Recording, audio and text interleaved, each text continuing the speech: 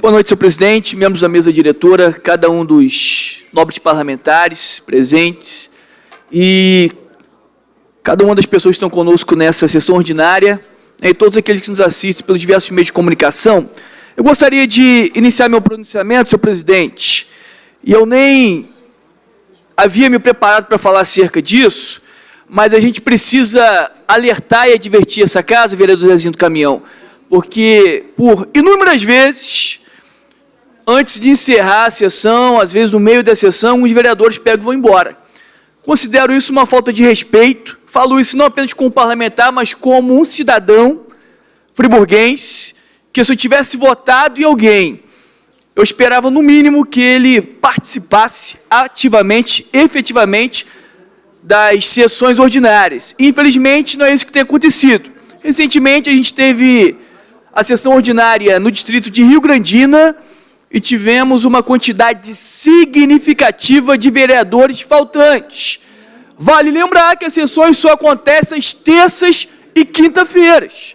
Então, o mínimo que o vereador tem que fazer é cumprir, com a sua obrigação de participar das sessões ordinárias. Tem inúmeras audiências públicas, inclusive, vereador Zezinho do Caminhão, audiências que construíram coletivamente a reforma da lei orgânica municipal. A maioria não participou. A população precisa estar antenada para isso.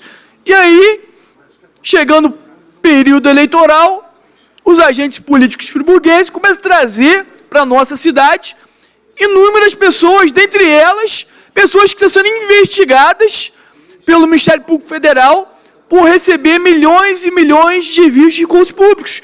Cito, por exemplo, um determinado deputado que esteve aqui em Nova Friburgo, esteve nesse plenário no último sábado, o vereador Zezinho, que ele é acusado de receber cerca de 15 milhões de reais da Odebrecht. Ora, uma pessoa que é acusada de receber 15 milhões de reais da Odebrecht não é uma pessoa confiável, não é uma pessoa para caminhar lado a lado, não é uma pessoa que eu, particularmente, jamais teria no meu rol de proximidade. Jamais apoiaria uma pessoa que está sendo investigada por desvio de milhões de recursos públicos. E a população precisa ficar antenada, porque nesse período vem com belíssimos discursos, vem dizendo que está destinando milhões para a nossa cidade. Do que adianta destinar milhões e desviar outros tantos milhões, vereador Zezinho? Não dá, né? A gente precisa de conscientizar a população de que existe ainda assim esperança, uma nova cultura, num novo posicionamento de política no país. Nós temos aqui na nossa cidade, por exemplo, algumas pessoas que são referências políticas, Cito aqui, dentre tantos, vou citar uma figura específica, o vereador Zezinho do Caminhão.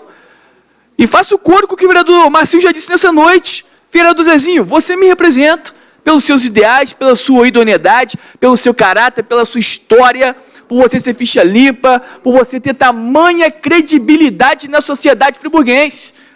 Isso é essencial para uma figura pública. Além de ter caráter e ter credibilidade, tem que ter qualificação. Isso você tem, essas duas virtudes você tem de sobra, vereador Zezinho. E tantos outros que às vezes a população não conhece por falta de participação dentro do processo político. Pois bem, fica aqui registrado meu desabafo relacionado à omissão dessa Casa Legislativa quanto às suas atribuições e responsabilidades. Gostaria de dizer nesse momento, senhor presidente, sobre a obscuridade nos processos dos prestadores de serviços de iluminação pública na nossa cidade. Existe uma escuridão muito grande diante dos processos de iluminação pública. Eu fiz uma tabela com os valores relativos aos últimos contratos que foram firmados. Entretanto, cito aqui os últimos, por exemplo. Em 22 de setembro de 2016, foi firmado o contrato com a empresa Hashimoto, no valor de R$1.037.000. Esse contrato expirou no dia 23 de março de 2017, portanto, 6 meses. Vou repetir, cerca de R$1 milhão, onde o contrato se encerrou no dia 23 de março de 2017. Aí, com esse novo governo, gestão do prefeito Renato Bravo, no dia 17 de abril de 2017, pelo também período de 6 meses, foi firmado o contrato com a empresa Compilar pelo valor de R$2.018.729, o dobro do contrato anterior. Aí, enquanto a empresa já estava prestando serviço na nossa cidade, foi descoberto lá no município de São Gonçalo, vereador Zezinho, fraude na licitação, em que, com isso, vereador Marcinho, foram presos o ex-prefeito e representantes dessa empresa. Uma empresa que é de esquema, que se instala na nossa cidade. Comparando com o contrato anterior, tem um acréscimo de cerca de 100%, é que existe alguma coisa muito nebulosa no ar. Aí depois, firmou um novo contrato emergencial com a empresa Fulltech, por 6 meses, pelo valor de R$1.978.000. E pela 8ª vez, o Tribunal de Contas, ele reprova o edital de licitação, porque ele sinaliza que existem pendências que não têm sido cumpridas.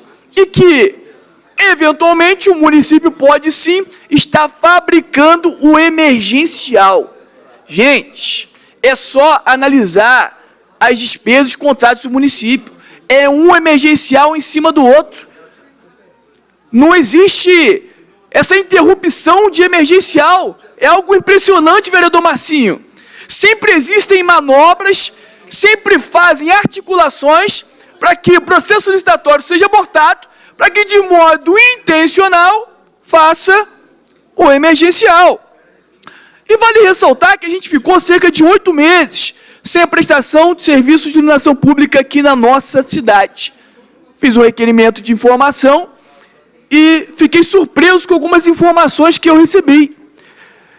Eu, por exemplo, vereador Nami, eu perguntei se o município pagava a Energisa por ponto de iluminação ou por consumo mensal. A prefeitura me respondeu que é por ponto e por consumo. Aí já está uma divergência. É mentira. É mentira. Porque a Energisa deu uma informação completamente diferente. Aí, o que eu não consigo entender, aí que está as nomeações políticas e não técnicas, dentro da Secretaria de Serviços Públicos, que o requerimento foi endereçado para tal, porque a pasta responsável pelo setor de iluminação pública na nossa cidade, eu perguntei assim: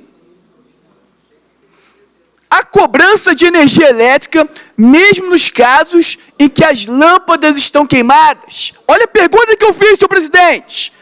Senhores e senhoras que estão presentes essa noite, atente para isso. Olha a pergunta que eu fiz ao Executivo Municipal, vereador Zezinho. Há cobranças de energia elétrica, mesmo nos casos em que as lâmpadas estão queimadas? Sabe o que eles fizeram? Eles disseram que não sabem responder. A secretaria pertinente não sabe responder. Aí tem um documento aqui em que eles remetem o ofício à Energisa. Então é assim mesmo? A concessionária faz o que quiser, cobra o que desejar, e não existe uma fiscalização da pasta que é pertinente à área? Que bagunça é essa? Que loucura é essa, vereadora Vanderleia? E aí, nesse mesmo requerimento, me responderam que tinha mais de 4.000 pontos cujas lâmpadas estavam queimadas, ou seja, mais de 4.000 pontos de iluminação em que o município está pagando, porque a Energisa respondeu que a cobrança é feita pela quantidade de lâmpadas cadastradas, ou seja, se tem 25.000 pontos, que é o que aproximadamente tem hoje, o município paga pelos 25.000 pontos, funcionando ou não. Aí eu pergunto, a quem interessa isso? É um absurdo.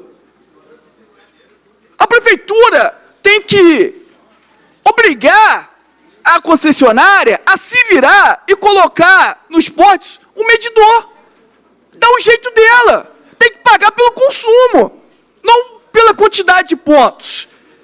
É um absurdo. E a população continua sofrendo. Já ouvi casos, pessoas que foram assediadas por falta de iluminação pública. Casas que foram furtadas por problema de iluminação pública. Mãe com uma criança de colo, cuja sua filha é deficiente, voltando da pai, tropeçou em um buraco porque sua rua estava escura, caiu, quase que não acontece uma fatalidade. E quem assume essa responsabilidade? E o município permanece pagando. A gente não pode admitir que permaneça essa farra. E só para ilustração, o município pagou, de agosto a dezembro de 2017, a Energisa, cerca de 2.400.000 reais. Justamente os meses, agosto, setembro, outubro, novembro, dezembro, meses que a gente teve uma grande deficiência na prestação desse serviço, e o município paga, vereadora Wanderleia, 2.400.000 reais. Feliz da vida, sorrindo de orelha a orelha. Muito estranho, no mínimo suspeitoso. Agora, uma outra situação que me traz essa tribuna, e eu sou, e tenho sido, senhor presidente, muito incisivo e enfático, é com relação ao requerimento de informação. E já veio uma manobra do governo para tentar ampliar de forma significativa o prazo para responder requerimento de informação.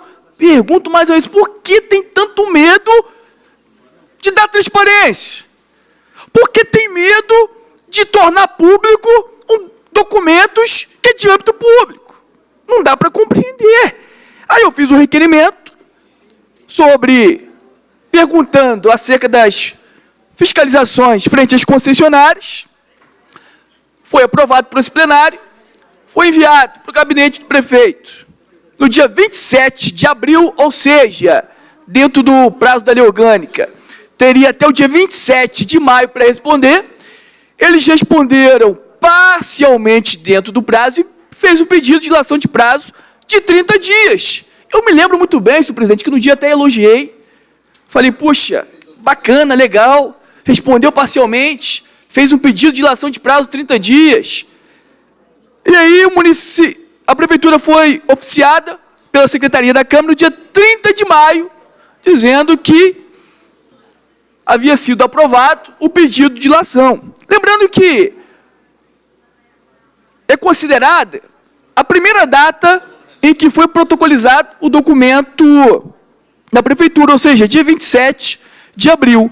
Até o dia 27 de junho, já teria que ter chegado a essa casa a resposta do requerimento. Aí eu pergunto, e peço aqui uma atenção dos senhores e senhoras nesse momento, eu pergunto, o requerimento foi respondido? Não.